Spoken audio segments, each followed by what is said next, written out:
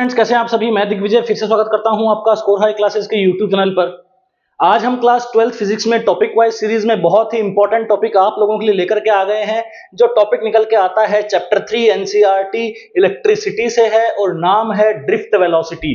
ये drift velocity किस चीज की है? ये ड्रिफ्ट वेलोसिटी कंडक्टर के अंदर मौजूद एक फ्री इलेक्ट्रॉन की है, क्योंकि जब कंडक्टर के अक्रॉस हम कभी भी पोटेंशियल डिफरेंस अप्लाई करते हैं या फिर कोई बैटरी लगाते हैं, तब हम जाने अनजाने में उन कंडक्टर्स के बीच में या उस कंडक्टर के अक्रॉस हम क्या पैदा कर देते हैं? Potential difference. इसका मतलब वहां पर हम जनरेट कर देते हैं इलेक्ट्रिक फील्ड, और इलेक्ट्रिक फील्ड के ऑपोजिट डायरेक्शन में हम जानते हैं कि इलेक्ट्रॉन पर क्या लगता है? फोर्स लगता है। लेकिन कहानी थोड़ी अलग है। एक क्लासिकल थ्योरी है फिजिक्स की इलेक्ट्रिसिटी में मौजूद इलेक्ट्रॉन का। देखो, इलेक्ट्रिसिटी का मतलब क्या है? इलेक्ट्रिसिटी का मतलब है rate of flow of electron, मतलब इलेक्ट्रॉन के फ्लो होने की रेट। तो जब इलेक्ट्रॉन फ्लो होता है तो वो ड्रिफ्ट वेलोसिटी से फ्लो होता है। आज ये स्टूडेंट्स मैं आपको डिराइव करके दिखाऊंगा आज ड्रिफ्ट वेलोसिटी का फॉर्मूला, जो कि है minus small E capital E by M into tau. Clear है? आ जाइए। तो जो रेडी है मटेरियल उस पर हम बात करते हैं, क्योंकि बहुत ही आसान तरीके से मैंने इसको समझाया है। The velocity gained by any electron before the successive collision. Before the successive collision का मतलब क्या है? ये तो बड़ा आसान है। देखो, जो वेलोसिटी गेन करता है कोई भी इलेक्ट्रॉन सक्सेसिव कोलिजन में, आप लोगों को ये पता है कि अकॉर्डिंग टू एनसीईआरटी अगर हम बात करें तो पर यूनिट जो फ्री इलेक्ट्रॉन्स मौजूद होते हैं किसी कंडक्टर में, मैं बात करूं कॉपर या फिर किसी मेटल की, per unit volume 10 to the power 29 free electrons मौजूद होते हैं। तो उन मौजूद इलेक्ट्रॉन्स को हम कहते हैं फ्री इलेक्ट्रॉन्स, क्योंकि फ्री इलेक्ट्रॉन्स वो होता है जो न्यूक्लियस से इतना बाउंड नहीं रहता है, अनबाउंडेड उसे बोला जाता है। क्लियर है? तो जब इलेक्ट्रॉन एक जगह से दूसरी जगह जाता है या वो डिस्प्लेसमेंट ट्रेवल डिस्प्लेसमेंट के अलोंग या फिर लेंथ के अलोंग, किसी भी वायर में लेंथ के अलोंग डिस्प्लेसमेंट कवर करता है या डिस्टेंस कवर करता है, तब वो एक जब किसी मेटल के अंदर जब वो किसी एटम से निकलता है, जब भी वो किसी एटम से निकलता है, हम जानते हैं कि एटम में क्या होता है? बीच में मौजूद प्रोटॉन होता है और चारों तरफ क्या होता है? यहाँ पे शेल्स होती है। तो जब वो एक इलेक्ट्रॉन जो आउटर मोस्ट शेल का है, जब वो निकलता है यहां से, तो पीछे क्या छोड़ता है? वो पीछे प्लस छोड़ता है। क्लियर है? लेकिन ऐसे बहुत सारे हजारों अरबों इलेक्ट्रॉन्स हैं, करोड़ों अरबों इलेक्ट्रॉन्स हैं, तो एक इलेक्ट्रॉन निकलेगा तो वो कहीं ना कहीं दूसरे इलेक्ट्रॉन के या दूसरे मैटर के या मैं कहूं दूसरे एटम के यहां से वो किससे टकराएगा? प्लस टाइम से टकराएगा।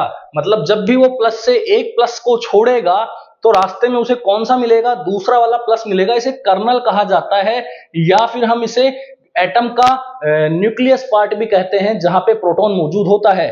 तो ये जब इससे कोलिजन करता है तो इसे कहा जाता है सक्सेसिव कोलिजन, क्योंकि 10 to the power 29 electrons per unit volume में होना बहुत बड़ी बात है। और इलेक्ट्रॉन जब फ्लो करता है तो इधर से उधर वो क्या करता रहता है? रैंडम मोशन करता रहता है, जिस वजह से वो क्या करता है? सक्सेसिव कोलिजन करता है। तो ड्रिफ्ट वेलोसिटी क्या है? The velocity gained by any electron before the successive collision. जब वो सक्सेसिव कोलिजन करता है उससे पहले वो किस वेलोसिटी से ट्रेवल करके कोलिजन करता है? That is called drift velocity. Clear है?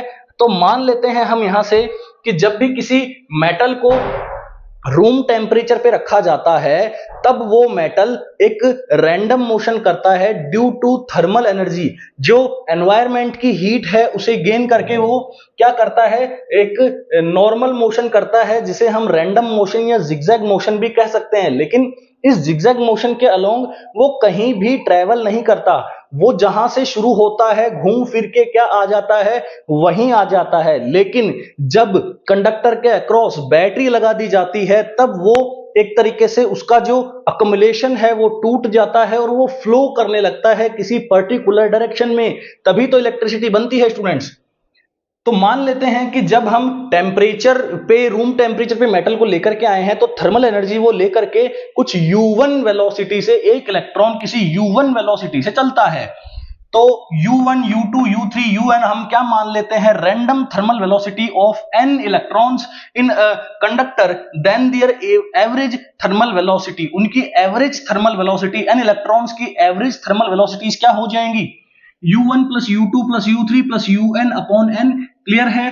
लेकिन इसे क्या माना जाता है, जीरो, क्योंकि ये घूम फिर के वापस वहीं आ जाते हैं, इसलिए इन सब का जो सम है, कोई इधर है, कोई इधर है, कोई इधर है, इधर है, मतलब ओवरऑल जो सारे इलेक्ट्रॉन्स हैं वो कहीं फ्लो नहीं कर रहे हैं, इस वजह से इनकी जो वेलोसिटी है वो एवरेज वेलोसिटी क्या निकल के आती है, जीरो। ठीक है।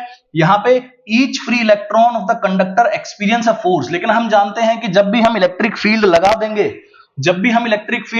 यहां से, तो इलेक्ट्रिक फील्ड यहां पे प्लस साइन लगाया है, यहां पे बैटरी का प्लस पोटेंशियल है, यहां बैटरी का नेगेटिव पोटेंशियल है, तो यहां पे प्लस पोटेंशियल जनरेट हो जाएगा और यहां पे माइनस पोटेंशियल जनरेट हो जाएगा। क्लियर है। तो इस प्लस पोटेंशियल की तरफ ये इलेक्ट्रॉन क्या करेंगे, ये माइनस चार्ज क्या करेगा, इधर की ओर खींचने लगेगा। क्लियर है। जब ये इधर की तरफ खींचेगा तो इस पे एक तरीके का फोर्स लगेगा, वही इसे इस ओर खींचेगा, क्योंकि इलेक्ट्रिक फील्ड के ऑपोजिट डायरेक्शन में इलेक्ट्रॉन चलने लगता है। तो जब इलेक्ट्रॉन चलता है तो उस पे फोर्स क्या होगा, वो हम जानते हैं, वो होगा ई। क्या होगा, ई। क्यू होता है वैसे, लेकिन इलेक्ट्रॉन के लिए हम ई सिंबल यूज करते हैं, तो फोर्स होगा ई। तो यहां से फोर्स आ चुका है ई। मैंने माइनस क्यों लगाया है, क्योंकि वो इलेक्ट्रिक फील्ड की ऑपोजिट डायरेक्शन में लग रहा है, इसलिए यहां माइनस लगाया गया है।